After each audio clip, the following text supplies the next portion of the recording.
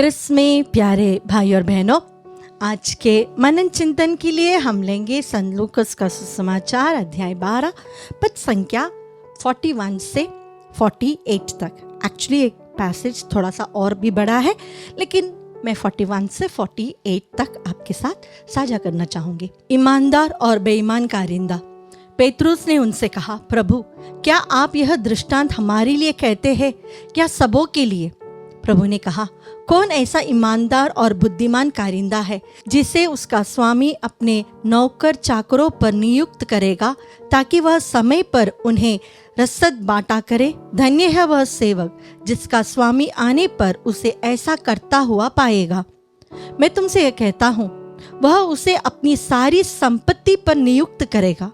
परंतु यदि वह सेवक अपने मन में कहे, मेरा स्वामी आने में देर करता है, और वह दासियों को पीटने, खाने पीने और नशेबाजी करने लगे, तो उस सेवक का स्वामी ऐसे दिन आएगा जब वह उसकी प्रतीक्षा नहीं कर रहा होगा, और ऐसी घड़ी जिसे वह जान नहीं पाएगा। तब स्वामी उसे कोड़े लगवाएगा और विश्वासघातियों का दंड देगा। अपने स्वामी की इच्छा जानकर भी जिस सेवक ने कुछ तैयार नहीं किया और न उसकी इच्छा के अनुसार काम किया, वह बहुत मार खाएगा। जिसने अनजाने ही मार खाने का काम किया, वह थोड़ी मार खाएगा। जिसे बहुत दिया गया है, उससे बहुत मांगा जाएगा, और जिसे बहुत सौंपा गया है, उससे अधिक मांगा जाएगा। प्यारे भाइयों और बहनों, यहाँ पर प्रभु के आगमन की बात या स्वामी के आगमन की बात कहा गया है। स्वामी अपने सेवक को सारे काम सौंप कर जाता है और एक दिन अचानक वहां पर आ जाता है। प्रभु कहते हैं, धन्य है वह सेवक जिसका स्वामी आने पर उसे ऐसा करता हुआ पाएगा। ऐसा करता हुआ यानी अपने काम पूरे अच्छे से करने वाला एक नौकर। धन्य है वह सेवक जो काम करते हुए उसका स्वामी देख लेगा। यानी धन्य इसीलिए नहीं कि स्वामी अचानक आ गए और बच गए तुम, क्योंकि उस दिन तुम काम कर रहे थे। धन्य तुम इसलिए हो कि स्वामी आए या ना आए, तुम अपने काम की ओर वफादार हो। You are committed for your work. किसी ने तुम्हारी उस चीज को करते हुए देखा या ना देखा, तुम्हें काम दिया गया था, तुमने वफादारी के साथ वह काम किया है। इसलिए प्रभु कहते हैं, धन्य हो तुम। जब हमें कोई काम सौंपा जाता है, हम दो तरीके से कर सकते हैं। एक, पूरी ईमानदारी से।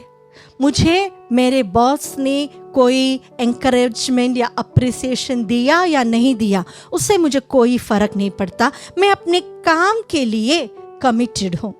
और दूसरा, मैं काम के लिए कमिटेड हूँ, लेकिन मैं चाहता हूँ कि लोग मुझे अप्रिशिएट करें, एनकरेज करें। आम तौर पर हम सभी इस सेकंड कैटेगरी में आते हैं, लेकिन प्रभु का वचन हमें सिखाता है कि प्रभु उन्हें धन्य कहते हैं जो अपने वर्क के लिए कमिटेड है। उन्हें कोई फर्क नहीं पड़ता कि किसी ने उनके काम को अप्रिशिएट किया या नहीं किया, कि स्वामी अचानक आ गए या नहीं आ गए, कि स्वामी के पास कोई रिपोर्ट कर रहा है कि नहीं कर रहा है। हमें जो काम दिया गया है, हम उस चीज पर वफादार है। यह वफादारी अगर किसी और ने देखी या नहीं देखी, एक बात जरूर है कि हमारे प्रभु देखते हैं। जब माँ अपने बच्चों के लिए खाना बना रही है, माँ यह नहीं देखती है कि बच्चे मेरे काम को देखती है या नहीं देखती। वो अपने काम के लिए वफादार है, कमिटेड है, क्योंकि उसे अपने बच्चों से भी प्यार है।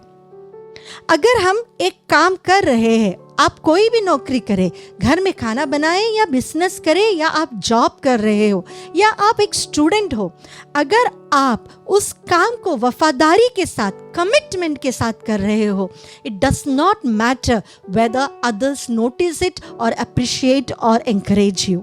इसमें कोई फर्क नहीं पड़ता कि किसने मेरे काम को देखा या नहीं देखा, किसने मेरे काम की तारीफ की या नहीं की। मैं अपने काम की ओर प्रतिबद्ध हूँ। I am committed towards my work, मेरे काम की ओर मैं प्रतिबद्ध हूँ। प्यारे भाई और बहनों, जब सुसमाचार प्रचार के लिए आप निकलते हैं, जब एक प्रभु की सेविकाई के लिए आप निकलते हैं, कई बार ऐसा होता है कि हम जो काम करते हैं शायद किसी की आंखों में भी नहीं पड़ता। किसी ने मुझसे कहा कि एक प्रसिद्ध प्रीचर, उनका काम पहले शुरुआत में एक रिट्रीट सेंटर में लोगों को चाय बांटने का था, लोगों को चाय बांटना, और कोई काम नहीं था। आज वह भारत में और विदेश में भी एक प्रसिद्ध प्रीचर है। यह एक ब्रदर है, हाईली गिफ्टेड है, लेकिन उन्होंने एक बात कही है हमसे कि मैं जो छोटा कार्य करता था वो भी पूरी शिद्दत से करता था, बहुत ईमानदारी से करता था। जब प्रभु हमसे कहते हैं जिसे दिया गया है उसे अधिक दिया जाएगा, शायद प्रभु यही हमें समझाना चाहते हैं, तुम्हें मैं और ब्लेस करूँगा। तुम छोटे काम में ईमानदार हो, तुम अपने कार्य के प्रति प्रतिबद्ध हो, तो मैं तुम्हें और आशीषित करूँगा। वो खाना बनाने का काम हो, या झाड़ू मारने का, या कंप्यूटर के सामने, या बिजनेस करने का, या पढ़ाई का, कोई भी काम प्रभु की दृष्टिकोण में छोटा नहीं। प्रभु हर कार्य को उस चीज़ की ओर ले जाना चाहता है जो हमारा लक्ष्य है। जीवन का लक्ष्य स्वर्ग राज्य है। हम जो भी कार्य यहाँ करते हैं उसका मेन एम जो है, जो गोल है, वह स्वर्ग राज्य है। ये सुसमाचार प्रचार से रिलेटेड काम हो या दैनिक जीवन के कार्य हो, क्योंकि वो भी आपके लक्ष्य की ओर आपको ले जाता है। आप नीचे गिरे हुए एक छोटे से पीस ऑफ पेपर को उठाकर कचरे के डब्बे में भी डालो।